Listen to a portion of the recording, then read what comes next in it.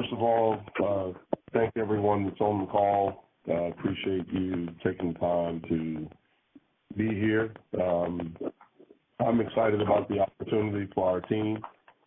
It comes under unfortunate circumstances, but it's something that we know that's going to be temporary, and we've dealt with a lot of adversity already this year, and throughout the season, guys have stepped up, and that's what we have to do right now. Everyone has to step up, and we look forward to doing that, and hopefully we look forward to getting better.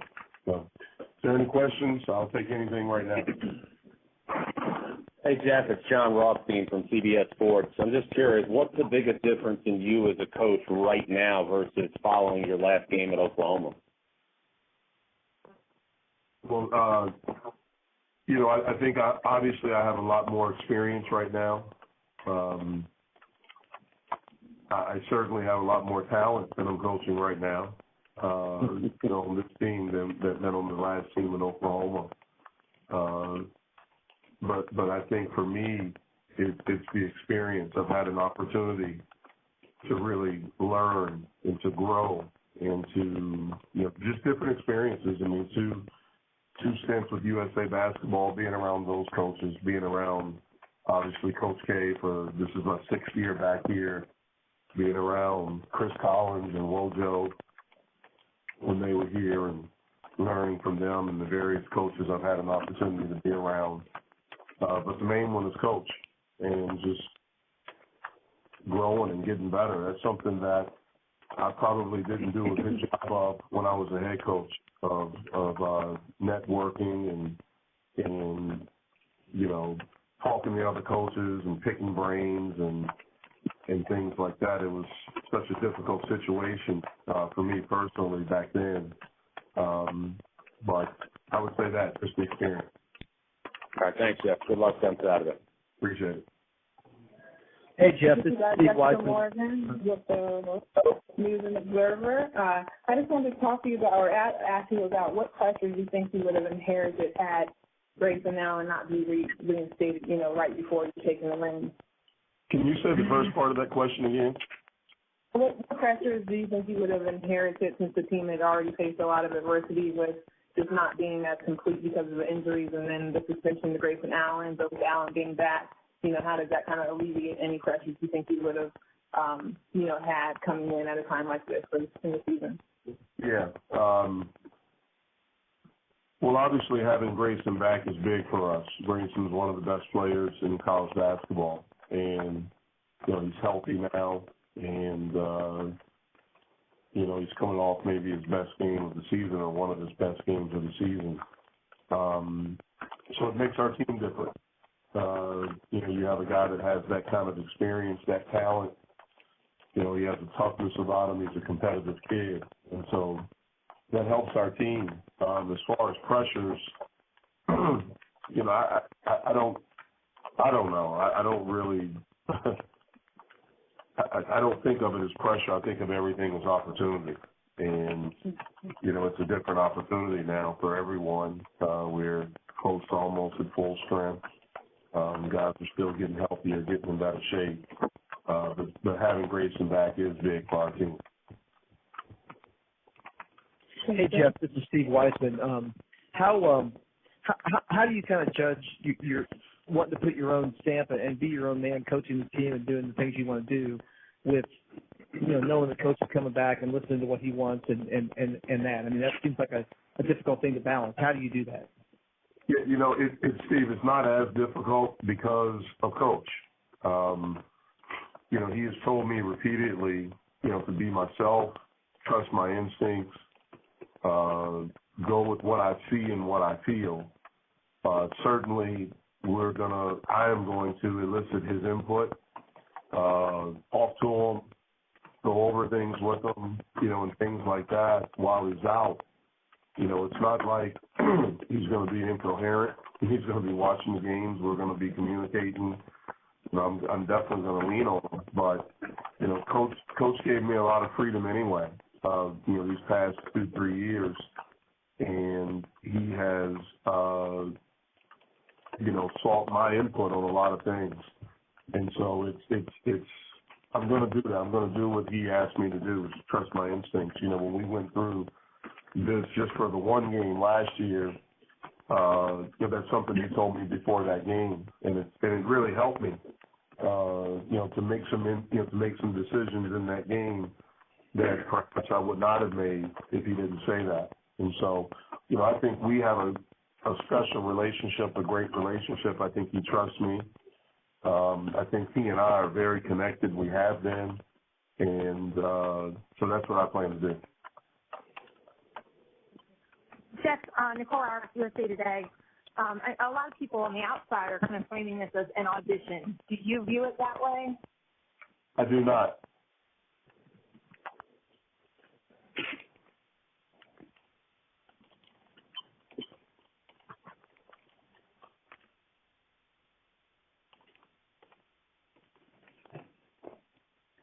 Jeff, this is Mike Krzyzewski from Sporting News. I was wondering if you could sort of explain, now that you got through last night and were able to get Grayson back and get Harry into the starting lineup, whether you and you have more health, do you feel like you and Coach have a handle on what you want the rotation to be and what you want the structure of the team to be?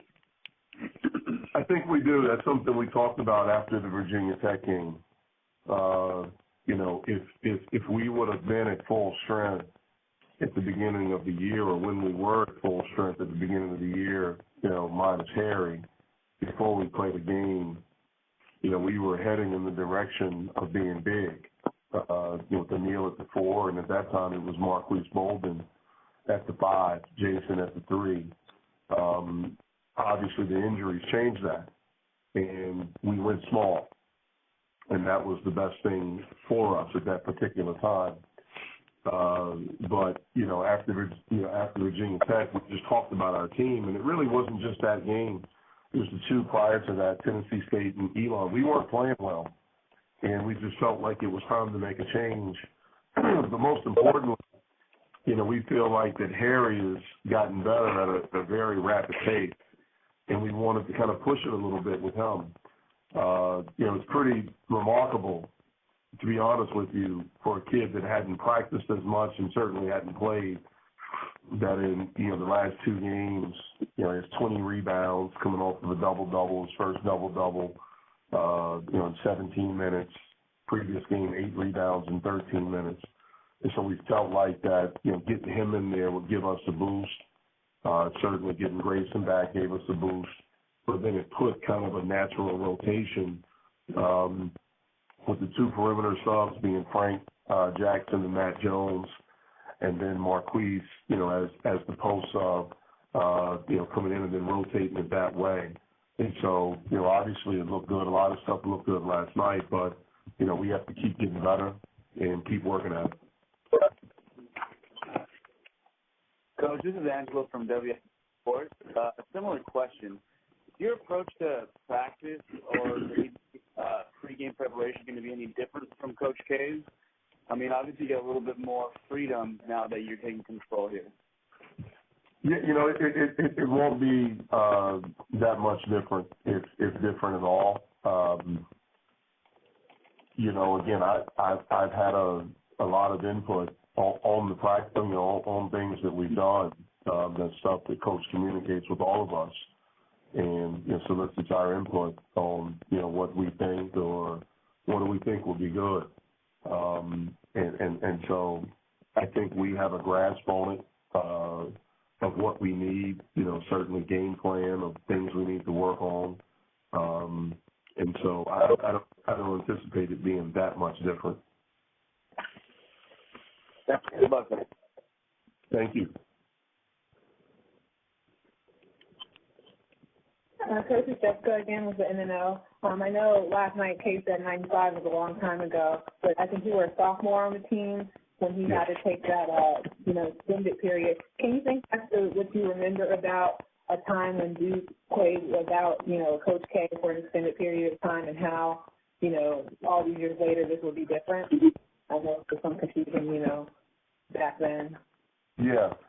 Well, I think it's I don't think it's close to where, back to 95, I can speak as a player in 95, so I didn't see the behind the scenes. It's different now because as an assistant, you see everything. Like I'm with Coach a lot more now than I was with him back then. So I don't think he's nearly, I don't think it's even close, now to the shape, that he was in back then. He was really struggling back then. And, he had the back operation earlier, so it really wasn't that. It really wasn't even back pain. It was, other things. And so it was a difficult time. I think there was a lot of uncertainty back then. And I'm not sure if there was a plan. It certainly didn't seem that way as a player that there was a plan. And so I think as this approached, and we knew that eventually it was going to come to this was going to have to happen, I think Coach kind of put together a plan. But also I think he's learned so much from 95. Back in 95 when that happened, everything fell apart. And I think maybe a big reason for that is that he did everything. Everything kind of ran through him. And I think Coach has delegated more since then. I think he learned a lot about himself. And I know when he came back that next year, things were different in our program. How our program was run was very different. And certainly since I've been back here, the program is run differently.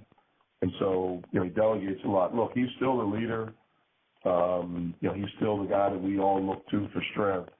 But it's a very different situation because we know that we will have him back, hopefully in a couple of weeks. Jeff, it's Nicole again. I just was wondering, you kind of talked a little bit about the mindset and the advice about trusting or anything. But for you, like as your mental approach, last year was one game. Going into this, multiple games, could be a couple months or whatever, assuming everything goes well with Coach. How do you approach it differently because it is a longer stretch than just kind of spot duty last year? I don't think so. I'm just approaching it one game. I mean, really, my focus is on our guys and on Boston College and trying to figure out, putting together a game plan and, things like that to get ready. I haven't really thought about, long term or, anything like that. My focus has just been on our guys. I mean, it's a lot on our guys. These guys have been through a lot this year already with injuries and suspension and, all kind of things. And it's still early January. And now you're dealing with, this thing. And so that's been my focus. My focus has been our guys and trying to put them in positions where they can be successful and where we can be successful. And so I haven't thought long term or what I'm going to do or how I'm going to handle it. It's just been, okay, how do you handle Thursday? What do we do today? How do you figure this day out? And, we had a really good practice and a good film session and we talked about some things, and now it's okay. Let's continue to get ready for Boston College and evaluate what we did in practice today and start preparing for tomorrow. Hey, Jeff, this is Steve Weissman again. You just mentioned all the things the team's been through, and between Saturday's game at Virginia Tech and last night's game, they found out about Coach K's situation. They found out Grayson was coming back, and yet they dramatically changed the way they played from one game to the other in a positive way. What was practice like those 2 days in between? How much did the captains play a role in that? Emil and Matt, I'm talking about, in getting this team's mind right. Yeah, well, a lot went into it, and it started on Sunday. It started on Sunday, the day after the game. We got back and we had a very intense practice, and we worked on a lot of stuff. And mainly it was, playing hard, playing together, really understanding how much we need each other. And it was interesting because we did that day, and it was the most assists we had in the practice. That day as we went through, we had 29 assists. And we came back on Monday, and we had another really good practice, intense. splitting guys up, having more competition. And again, we had a very high assist number. And we constantly talked about together and how much we need each other and connecting plays. We did it on Tuesday, not as long, but we did, again, and another high assist. And I think that led to Wednesday, to us, having the most assists in the game that we've had all year. And so look, we have talent, but that talent has to be together. It has to be connected. And when we do that, we can be a really, really good basketball team and grow. We still feel like we have a very large ceiling to grow. And we're still figuring out who we are and who we are together. And so it was great to see us have success. But just like the Virginia Tech game, you move on to the next play. So we had a great game yesterday. Well, now today is different. And so now we have to try to get better today. And that's what we talked about. That's what we worked on. And I think we accomplished that. And hopefully that'll show up on Saturday. Jeff Eisenberg with Yahoo Sports. I know that you can't look at this as an audition. I can completely get that. At the same time, do you have an interest long term in one day being the coach at Duke once Mike is ready to retire? And is that something that you guys have ever talked about at all? I haven't thought about it because I've never imagined a day of coach not coaching, of not being the head coach at Duke. I mean, since I was born, since I started watching basketball and really understanding basketball, he's the only coach I've known to do. And so I've never thought about anything like that. Really, I try to concentrate on doing my job and doing the best job I can for our program. And, again, I want to be a head coach one day, again. But it's not something that I'm, in a hurry to do. When the right opportunity comes, and if they want me, then I'll go. But right now, my thought and focus is on our guys, solely on our team, helping them and helping us be successful. Coach Jessica, again, you could have, kind of speaking to that, you could have probably, these last couple of years, gone to be a head coach somewhere, but you've remained at Duke. What's kept you, beside Coach K and at Duke, for this time? Well, I have a great job. I love the people that I work with. It's my alma mater. It's my home state. And so those are the main reasons. And there hasn't been anything that I felt was the right fit for me. But the main reason is my love for Duke.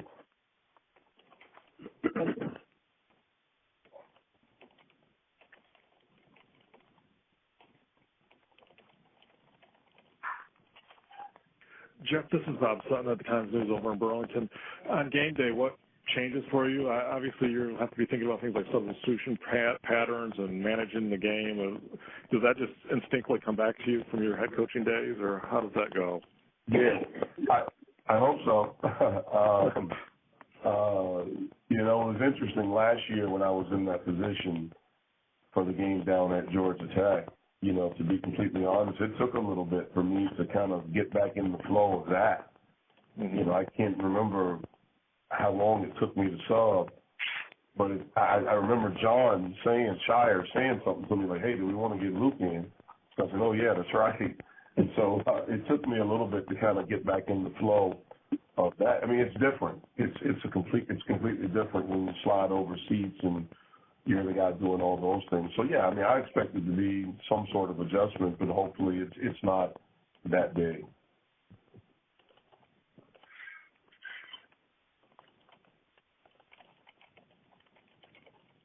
Anything else? We can maybe take one or two more before we wrap up. Chris, can you share any of the, Kerry said he's been in a lot of pain in the last month. Can you share how any of that, affected morale or affected anything, and what kind of, pain he kind of shared with you that he was going through, if at all? I don't know if it affected morale or anything like that. I mean, we all knew that he was in pain. You could see it. He was probably sitting a little bit more in practice, and things like that. but his passion still was at an incredibly high level. His mind, he was still very, very sharp. The guy knows more basketball than I will or any of us will ever forget. And his insights and things like that. It was just difficult for all of us to see him in the kind of pain. The kind of leader that Coach is, though, is that he doesn't really complain. He just goes about doing, his business and working and preparing, and things like that. And so I don't think it affected us, that much as far as being prepared, and things like that. It was just very difficult seeing him in that pain.